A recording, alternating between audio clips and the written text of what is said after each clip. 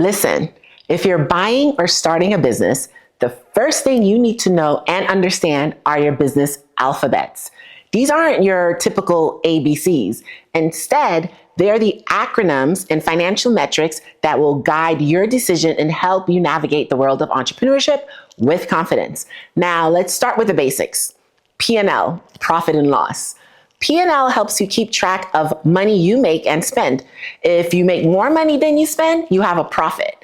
If you spend more than you make, you have a loss. So let's pretend we have a lemonade business to better understand these business alphabets. If you sell lemonade for $1 a cup and it costs you 50 cents to make each cup, including your ingredients and cups, your profit per cup is 50 cents.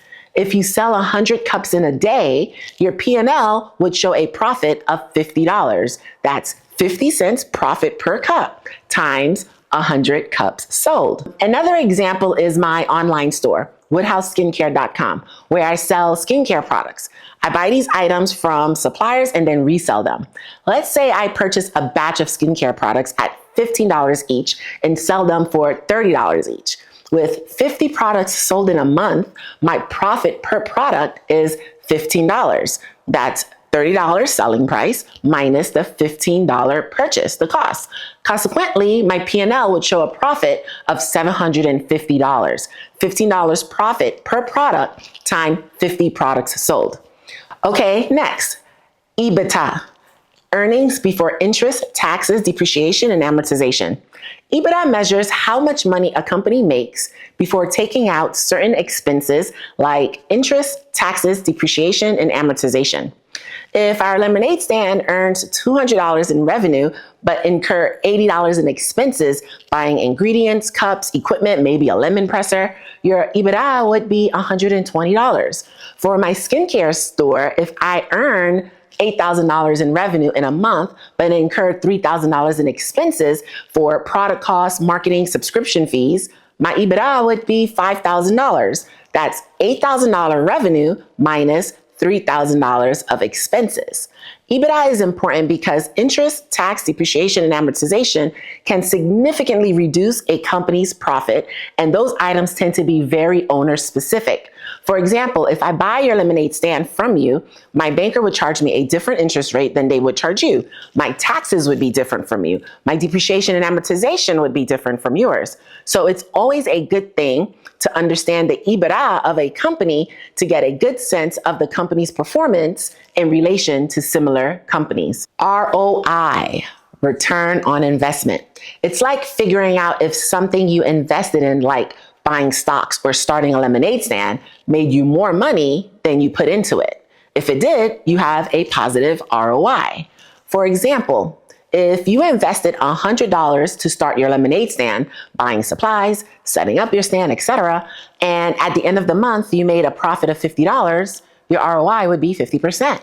That's $50 profit divided by $100 investment multiplied by 100, which gives you 50% ROI. Another example, suppose I invested $3,000 in marketing campaigns for my woodhouseskincare.com store, and as a result, gained $6,000 in additional revenue. My ROI would be 100%. $6,000 revenue minus my $3,000 investment divided by my $3,000 investment multiplied by 100 gives me a ROI of 100%.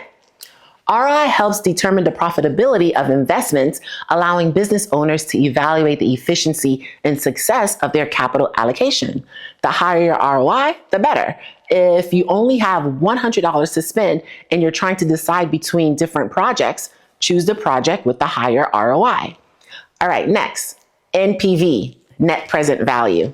NPV, it's a way to see if an investment or a project will make more money in the future compared to what it costs today. Let's say you're considering expanding your lemonade stand by buying a new, bigger stand for $500. You expect this new stand to generate an additional $100 in profit per month. Using NPV, you calculate whether the future profits from the new stand are worth more than $500 in today's dollars. Let's say I'm contemplating expanding my skincare store by investing $5,000 in a new line of premium products, estimating an additional $2,000 in profit per month.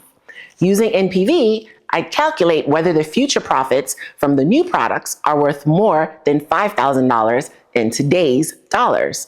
NPV is super important because it helps us figure out if long-term investments will make us money by thinking about how money's value changes over time. It helps us decide if a project is a good idea and if it will make us more valuable in the future. Okay, ROA, return on assets.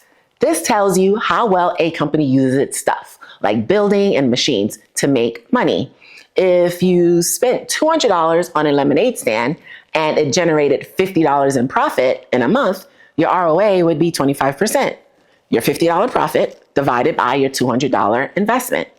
For my online store, if I invested $7,000 in inventory and equipment for woodhouseskincare.com and it generated $2,000 in profit in a month, my ROA would be 28.57%.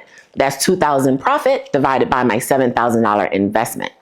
ROA is significant because it measures how effectively a company utilizes its assets to generate profit, offering insight into operational efficiencies and asset management. ROE, return on equity, how much money a company makes compared to how much it's worth to its owners. Suppose I started my skincare store with $8,000 of my own money and it generated a profit of $4,000 in a month. My ROE would be 50%. That's my $4,000 profit divided by my $8,000 of initial investment. ROE helps us see how much money a company makes compared to what its owner put in. It tells us how much profit the company gives back to its investors, helping the company to decide how to set up its money systems. Last but not least, DCF, discounted cash flow. DCF, it's a way to figure out how much a future stream of money is worth today. If you're considering selling your lemonade stand in 5 years and you estimate it'll generate $500 in profit each year, you calculate the present value of those future cash flows to determine the current value of your lemonade stand today.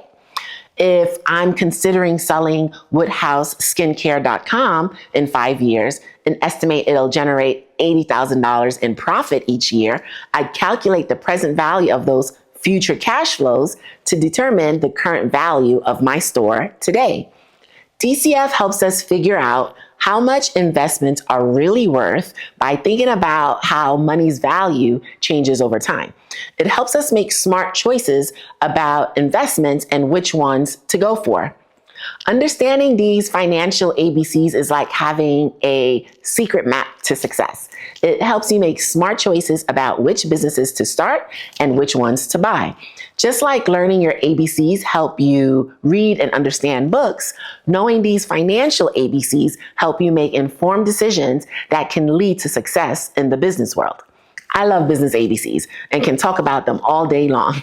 Comment below and share with me which business ABC are you most focused on this year. Also, if you're interested in phenomenal skincare products, check out my online store, woodhouseskincare.com, and you can get 25% off by just using Jen Clark 25. That's JenClarke 25 off your order, and it's free shipping. Until next time, guys.